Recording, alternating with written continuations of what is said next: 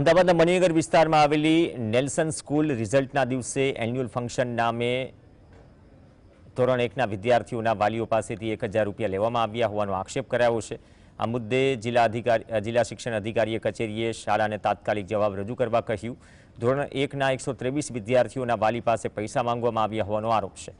DEO કચેરીએ શાળાને વાલીઓને પૈસા તાત્કાલિક પરત આપવાનો આદેશ કર્યો। નેલ્સન પ્રાથમિક શાળા મણિનગરમાં એક વાલી દ્વારા આજે એક સવારે ટેલિફોનિક ફરિયાદ કરવામાં આવેલી, જેમાં જણાવવામાં આવેલું છે કે વિદ્યાર્થીઓ પાસે 1000 રૂપિયા લેવામાં આવે છે। આજે રિઝલ્ટ આપવાનો દિવસ હતો અને એમની પાસે 1000 રૂપિયા લેવામાં આવે છે।